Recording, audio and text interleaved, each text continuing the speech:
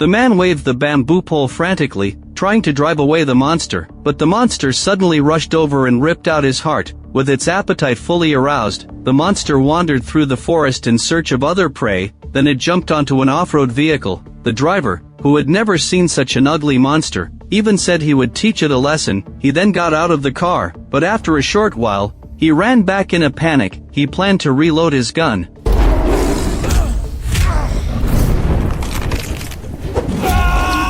But what exactly is this terrifying monster? The construction of hydropower projects can promote national economic development. Villagers from several villages near the construction site had moved away one after another, but the villagers of Limbangan village refused to move no matter what. The relevant person in charge had to send wave after wave of people into the village to persuade them. On this day, 2 more people were ordered to go to Limbangan village, still worried about the upcoming negotiation. Suddenly, a branch fell in front of the car. The car, which had no time to dodge, lost control immediately.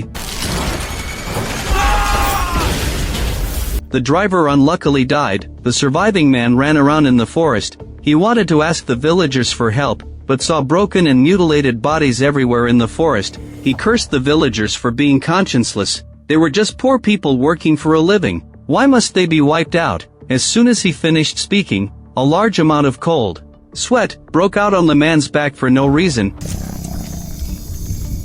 At the same time, a villager in Limbangan village kept tapping a bamboo pole. People who heard the sound all looked up at the sky simultaneously, and upon noticing the blood moon tonight, they hurried home and locked their doors. The village chief, on the other hand, led people to the entrance of the forest, and set up a barrier outside. He said that, if the mysterious creatures inside dared to cross the boundary, they would surely suffer unbearable pain. Jack, who majored in civil engineering, was scolded while showing his design plan to the supervisor, thinking that he still had a family to support. Jack didn't dare to say anything. At this point, someone informed the supervisor to go to the boss's office. Upon arrival, the boss said that the water conservancy project had been assigned to their company. No matter what method was used, all villagers of Limbangan village must be evacuated immediately. As he spoke, he handed over the documents and also requested that the supervisor take Jack along during the operation. Although the supervisor always thought Jack was a newcomer, since the boss had spoken, he didn't have much to say. Meanwhile, John, a villager of Limbangan village, found the village chief. He asked why they refused to sell the land, when the price offered was clearly very good. The village chief said, how could they sell something left by their ancestors, and told him not to say such outrageous things. He would do his best to protect the village. Hearing this, John asked why they didn't go into the forest to kill the monster, leaving it there to eat people. How could he have the nerve to say he was protecting the village? The village chief was also helpless and said earnestly that killing the monster wasn't an easy task.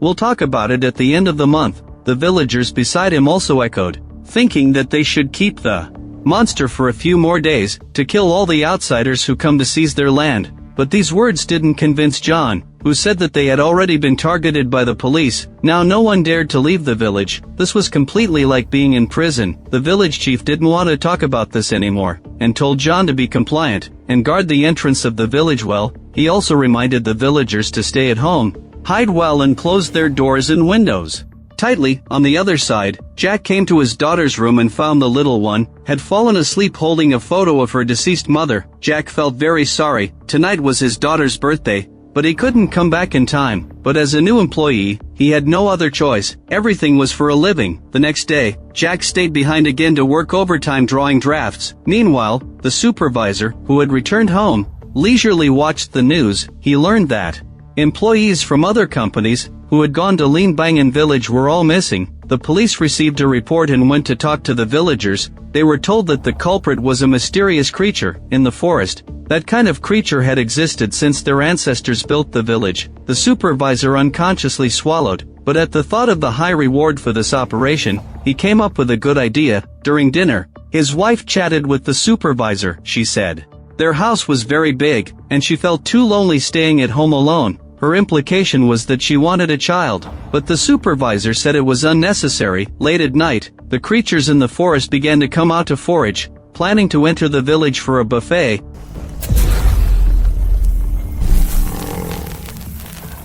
In the early morning of the next day, the the supervisor packed his luggage. He even specially put a shotgun in the trunk, just in case the mysterious creature in the news really existed. Then he went to Jack's house. Jack was reluctant to say goodbye to his daughter and mother, but as soon as he left, his mother read today's newspaper and learned about the danger in Limbangan village. On the way, Jack asked the supervisor how long it would take to reach the village. The other person replied that it would take 5 hours on normal roads, followed by 3 hours of off-roading. Normally, they could enter the village smoothly before dusk.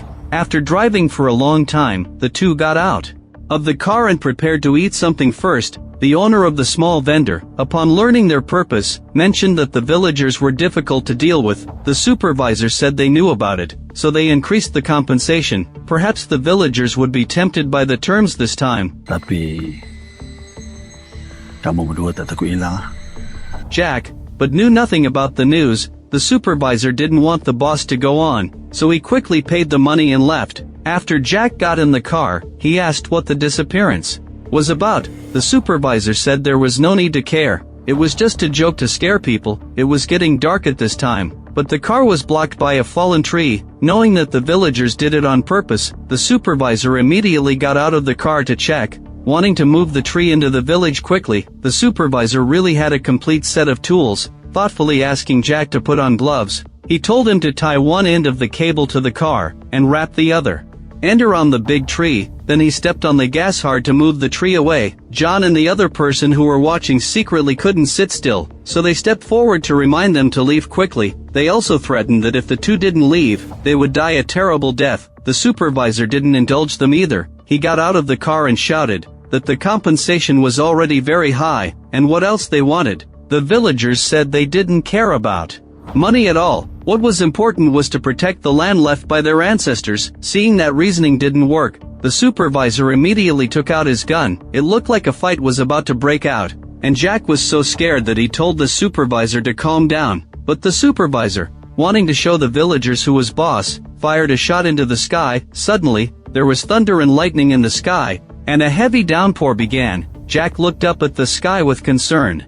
When he looked again at where the villagers had been, the place was already empty. At this time, John and his companion hadn't returned to the village yet. Seeing that the rain was really heavy, the villager thought of finding a place to take shelter from the rain first. John firmly opposed it as soon as he heard it. He said it was getting dark, and the monster might come out to forage at any moment. They must hurry back to the village, where there was a protective barrier set up by the village chief. The other person said there was no need to be afraid. Those two city people were the bait and food. The monster should have no interest in catching them. At the same time, a woman in Limbangan village saw that it was already dark, but her husband hadn't come home yet. Anxious, she told her son to stay at home and be good. Then she carried a kerosene lamp to the village chief's house, shouting for him to help. She explained that her husband hadn't come home yet. The village chief was furious upon hearing this. He roared that he had said it tens of thousands of times. One must return home before dark. They just turned a deaf ear to his words. He told the woman to go home and hide first, and he would find a way to go into the forest to look for her husband. On the other side, Jack always felt that the supervisor had gone too far. But the supervisor was focused on getting the job done quickly, to get the money. After all, they had spent time and energy. They couldn't just go back empty-handed. But with the heavy rain outside, it was simply not convenient to move the fallen tree in front of them. So he told Jack they would stay in the car tonight. They would find a way to enter the village when it got light. But Jack wasn't sleepy. Instead, he looked outside with a worried expression. So the supervisor said that a man should be decisive in doing things. Constant compromise would never lead to great achievements. At this time, John and his companion were hiding under a huge rock. They simply lit a fire to dry their clothes. John said he really couldn't understand why city people insisted on seizing their land. They had already taken land from other villages. Why were they still eyeing Limbangan village? After talking about this, John suddenly brought up the topic of the monster. He thought that what the village chief had been emphasizing seemed to be just bluffing. They had been outside for a long time, yet hadn't met with any danger at all. Then he added that the disappearance of those outsiders before might have been the village chief's doing. After all, he had never seen a monster in his life. Besides, the village was never sealed off before, but now it was sealed just because outsiders were coming in. The villager told him not to speculate wildly. The reason for sealing the village in recent months was related to the blood moon. He had met with such a situation when he was a child, and the village was also sealed off for a long time. John was still a baby then, so he didn't know. Then the villager said stop overthinking, and went to the side to go to the toilet. At the same time, the mysterious creature was starving with a rumbling stomach. At this point, Jack and his companion, who knew nothing, were still chatting. Suddenly, something hit the car. The supervisor was so scared that he quickly took out a flashlight to check, but he saw nothing, so he turned on the high beams and reloaded his gun. Then he got out of the car and looked around. He shouted for the villagers to come out on their own and stop playing these tricks in the dark. If they didn't come out to apologize, they would die if he caught them. As he spoke, he told Jack to take out the flashlight. Jack didn't dare to disobey. Then the two looked around to check for any places where people could hide.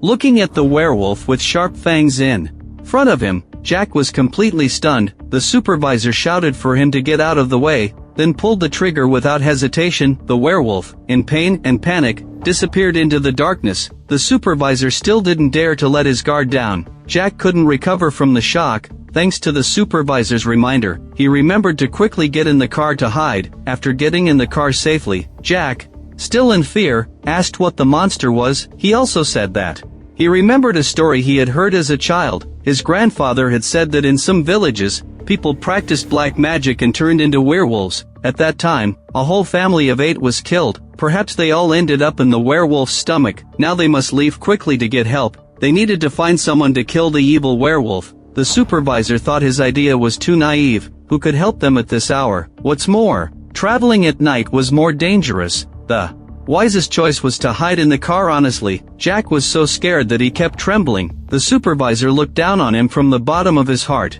questioning why Jack was so cowardly, and wondering why the company had sent him. It wasn't long before the werewolf returned for revenge. Jack saw the werewolf through the rearview mirror, and quickly told the supervisor. It was indeed the case. The werewolf climbed up the nearby big tree at a very fast speed. It climbed to a certain height, jumped down, then stepped on the roof of the car, and did a forward roll to land. Now the two sides were facing each other. Jack was so scared that he didn't dare to breathe. But the werewolf seemed to have a high IQ. It knew that it couldn't pry open the tin can in front of it for a while, so it rolled away to other places. Seeing that the werewolf seemed to have gone far, the supervisor forcibly calmed himself down and loaded a bullet into the gun. But this gun could only hold 1 bullet at a time. If he missed, he would surely die. But the supervisor was definitely a ruthless person. After thinking about how the werewolf had provoked him, he was determined to get out of the car no matter what. He told Jack that he was going to teach the monster a lesson, and told Jack to learn from him. Naturally, Jack was unwilling to take the risk with him.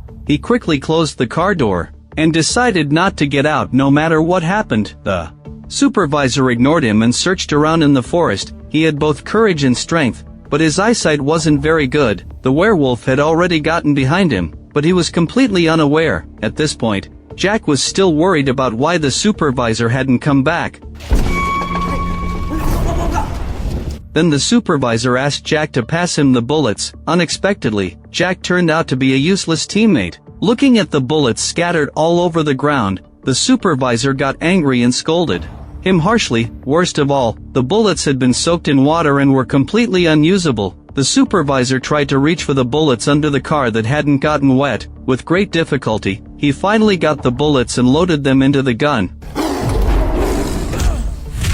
The supervisor was caught off guard, but still wanted to fight the werewolf hand-to-hand. But he was no match at all. His arm was scratched by a claw. Then the werewolf prepared to drag him aside to feast on. Before eating, it let out a fierce wolf howl. Then it stretched out its sharp claws and began to eat. Unexpectedly, Jack suddenly shot at it. The werewolf had never seen such a powerful weapon before and was scared away quickly. Jack hurried forward to check on the supervisor's condition. Finding that his injuries were very serious, he quickly helped him into the car. John was still anxiously waiting for his companion to return. Fearing that something bad had happened to him, John took a machete and went out to look for him. Hearing a sound in the grass, he leaned in to look and found it was the werewolf. But before he could react, the injured werewolf rushed at him. With John as nourishment, the wounds on its body were healing at a very fast rate. At the same time, looking at the shocking scars on the supervisor's arm, Jack was so anxious that he paced around. The supervisor said painfully that there was a first aid kit in the back. Upon hearing this, Jack quickly found it and bandaged his wound. After a simple disinfection, he wrapped it with a bandage. Because he was really tired, Jack took a short nap, but the supervisor always felt that there was a pair of eyes staring at him nearby. Jack was woken up by a scream, and hurriedly asked the supervisor what had happened. The supervisor found that there was no werewolf behind him, so he said he was hallucinating, and apologized for his previous arrogance. The vendor boss had clearly warned them. The villagers of Lingbangan village also said there was a monster, but he was stubborn and didn't believe it. As he spoke, he told Jack to look at the newspaper in the back. After reading the report, Jack thought they couldn't stay here any longer, and wanted to drive away quickly. It's just that he forgot that the car was tied to the big tree. At this time, the villager finally returned but found that John was nowhere to be seen, so he searched around. When he saw something on the ground, he turned it over. Unexpectedly, it was John's head. Going further, there was a body missing its internal organs. The villager was so scared that he quickly raised his stick to be on guard. Suddenly, something flashed past in front of him. Unexpectedly, the villager reacted really quickly. Seeing the werewolf covered in blood, he realized that this monster was the one that ate John. He kept attacking to take revenge, but the stick could only be used in long-range attacks. Once the werewolf got close, he had no power to resist. In the end, the werewolf killed the villager. At this point, Jack thought of his daughter waiting for him at home, and the supervisor's injury couldn't be delayed any longer. He was determined to get down to untie the cable. Having gone through so many things, the supervisor understood that sometimes it was better to hide, so he advised Jack to wait until dawn. But Jack insisted on getting out of the car. He also told the supervisor that if something happened to him, please tell his daughter that he loved her very much. Then he went to the big tree and started working. With great difficulty, he untied the rope. The supervisor quickly picked up the gun on the ground, but before he could act, the werewolf tore off the flesh from Jack's neck. The supervisor angrily pulled the trigger, only to find that there were no bullets in it, and the bullets nearby had all been soaked by the rain. The werewolf didn't quite understand what was happening. Seeing that Jack on the ground was still breathing, it pulled out his spine. There was no time for grief. The supervisor quickly hid behind the car. The werewolf still thought he was in the car, so it leaned against the glass to check, and frantically patted the car window to show off its power. Little did it know that the supervisor had already hidden under the car. Luckily, there was a bullet nearby that hadn't been soaked by water. Knowing that the werewolf had excellent hearing, he could only carefully load the bullet when it thundered. After struggling for a long time to finish, he aimed at the werewolf's leg and was about to take action, but the werewolf jumped up on the spot and disappeared from sight. Ahead lay Jack's body. The supervisor felt very grief-stricken. Suddenly, someone shouted asking what had happened. When the supervisor saw it was a human, he climbed out from under the car. He told the other person that there was a terrifying werewolf here. After saying that, he ran to Jack's body and wept bitterly. He didn't see it all that. The other person's eyes were full of murderous intent. At this point, the village chief of Lingbangan village came over. Seeing the villager staying with the city person, he blamed him for betraying the village. Seeing that the village chief was covered in blood, the supervisor shouted angrily, demanding that he pay with his life. He also insisted that it was the village chief who had turned into a werewolf and killed his friend. The village chief was also innocent, saying that the blood on his body was from the murdered villagers. As soon as he finished speaking, he was hit by a flying knife and died on the spot. The supervisor turned around in surprise to look at the villager, realizing that this guy was the werewolf. The werewolf had long harbored hatred for the village chief. If it weren't for the village chief, always setting up protective barriers for the village, he would have been living a life of luxury long ago. Then the villager transformed into a werewolf in front of the supervisor. The supervisor quickly picked up the gun to resist, but was immediately knocked to the ground. Luckily, Jack had been practicing martial arts all year round, and had a strong physique. He picked up something from the ground, and hit the werewolf in the face. Then he continued to play hide-and-seek using the car. It's just that the werewolf seemed to have been hit in the cerebellum. A flood of memories from 100 years ago surged into his mind. It turned out that, hundreds of years ago, to avenge his murdered wife, a man made a deal with the devil. He hoped to gain great power. Later, the man, who had transformed into a werewolf, easily killed his enemy, so he went to the altar and tried to tell the devil that he had avenged his wrongs and wanted to become a normal human again. But the devil appeared and said that to lift the curse, he must, when the blood moon rises, sacrifice a human life every full moon night. Only when he pleased the devil would the curse on the man be lifted. These memories made the werewolf very painful, and he was howling while holding his head. Suddenly, the supervisor knocked him to the ground, and then poured gasoline on him. The werewolf still tried to attack. The supervisor immediately threw a lighter on him. Flames engulfed the werewolf. He lay on the ground struggling constantly. After a while, he stopped moving. His whole body emitted an alluring aroma of roasted meat. The supervisor thought everything was finally over, and was about to leave, but was grabbed by the ankle, and dragged to the ground by the werewolf. It turned out that he had been playing dead. He bit the supervisor's leg, but was kicked in the forehead. Taking this opportunity, the supervisor grabbed the gun in front of him. The werewolf's brains were blown out. He never got up again. The supervisor also fell into a coma due to severe injuries. Sometime later, news reports stated that the supervisor had been arrested by the police because the police suspected that he had brutally killed 4 people while negotiating with villagers about relocation. After all, no one believed there were monsters in Linbangan village. During the investigation and evidence collection, the construction of the hydropower project was terminated. Several murder cases were solved, but it wasn't long before the supervisor was released, due to insufficient evidence. Before leaving, he kept emphasizing that he had seen a terrifying werewolf. He also said he had shot and killed it, but the police didn't find the werewolf's body in the forest. They thought the supervisor must have had a mental problem. The supervisor went to Jack's house and met Mary, his daughter who missed her father. He immediately gave her the gift that Jack had failed to send. He also said he would take good care of Mary in the future. The film ends here. After watching the movie, I have one thing I don't understand, that is, the werewolf was obviously a villager transformed. He was clearly in the village, so why did he have to run to the forest to transform? After transforming, he even resented the village chief for setting up a barrier to block him. Obviously, it's because his own IQ isn't enough. And why didn't people mutate after being scratched by the werewolf? There was only one wolf from start to finish, which is really too few, but the horror atmosphere of the film was very well rendered. It was a dark and windy night, and there was a heavy downpour. Dangers lurked everywhere. A werewolf roamed through the jungle, waiting for an opportunity to hunt. From time to time, roars could be heard in the ears. Sometimes it was completely quiet around, with only the sound of rain amplified. Infinitely, it was obviously the calm before the storm. It makes the audience feel as if they are there, with their nerves tense and not daring to breathe. If you like my channel, please give it a thumbs up and subscribe.